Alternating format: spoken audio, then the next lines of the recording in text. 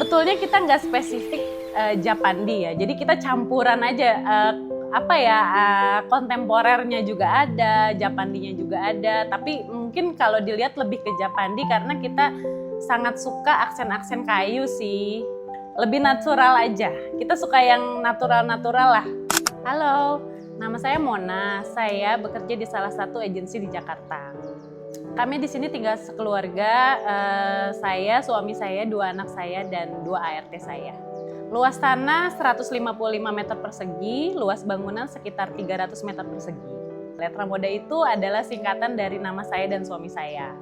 Mungkin salah satu pertimbangan saya itu karena aksesnya tuh mudah gitu kan. Di sini ada kereta api juga deket dengan rumah kita. Terus juga kantor kita juga daerah Jakarta Selatan juga, makanya kita pilih daerah sini. Memang kita tuh sebetulnya suka banget sama vibes-nya Bali. Jadi kita tuh terinspirasi banget, kayak mungkin nanti kalau lihat kamar mandi itu kita memang bener-bener pengennya tuh gaya-gaya villa di Bali. Memang kita mendesain sendiri semuanya. Tapi waktu pertama itu bahkan kita pakai kontraktor. Renovasi kedua ini kita memutuskan untuk nggak pakai arsitek dan nggak pakai kontraktor. Jadi kita memang bener-bener menggambar sendiri, diskusi sendiri sama suami. Kayak gitu sih.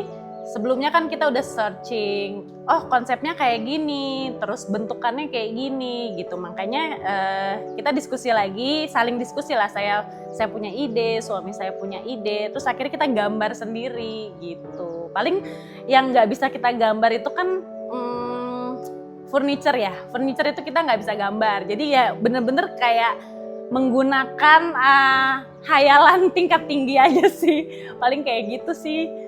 Kolam berenang kita benar-benar desain sendiri.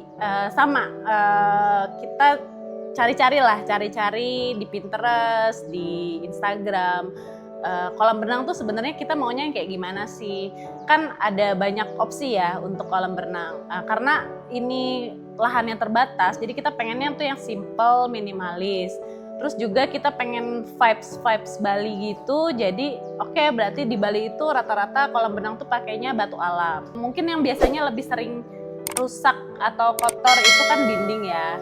Dinding itu kan paling kelihatan. Jadi kita akalinnya di awal kita memang pemilihan cat dindingnya yang memang bener-bener bisa dilap dilap pakai kain basah aja udah kayak gitu. Biaya listrik, kita untuk wattnya dulu ya, kita di 7.700.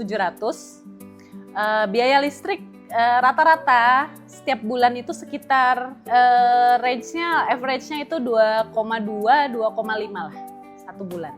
Smart home kita hanya untuk lampu-lampu aja. Jadi kita kan khawatir lampu itu lupa matikan atau segala macam. Jadi untuk lampu dan pompa air aja yang kita setting untuk mati jam sekian, nyala jam sekian. Paling kita penghematannya di situ aja sih. Kita itu udah punya konsep di pikiran kita ya. Jadi kayak kalau rumah kayak gini cocoknya furniture-nya seperti ini. Jadi kita benar-benar pilih-pilih aja sih, banyak lah di marketplace kita cari-cari atau enggak. Misalnya kayak aku rumahnya tuh pengennya gayanya natural. Udah gitu paling pun warna yang mendominasi itu untuk list-list aja itu kayak warna hitam gitu, list-list pintu. Jadi terus yang lainnya kita pengennya putih atau coklat atau kayu. Total kamar kita ada 3 plus 1. Plus satunya apa? Satunya itu kamar untuk kamar tamu. Kalau misalkan sedang tidak ada tamu pun kita jadikan tempat penyimpanan barang-barang yang kayak koper-koper, karpet-karpet yang tidak terpakai gitu. Kalau kamar anak-anak ya, kalau kamar anak-anak kan sebenarnya dia ngikut aja. Yang gede itu udah teenager juga sih sebenarnya, dia udah punya pengennya tuh gini. Jadi tapi kita kombinasiin aja sih. Aku selalu suggest ke dia, oke, kalau kamu pengennya kayak gini, tapi aku punya rekomendasi nih. Misalkan pajangan dindingnya kayak gini, vibes-nya biar tetap inline. Oh ya udah, dia sih oke aja. Terus salah satu tips dari aku untuk pemilihan furniture di rumah itu menyesuaikan dengan kondisi rumahku. Karena cuaca di Jakarta itu cukup panas ya, jadi salah satunya nih aku pilih kasur yang menyerap panas ruangan gitu. Salah satunya ya kasur yang lagi aku pakai sekarang ini.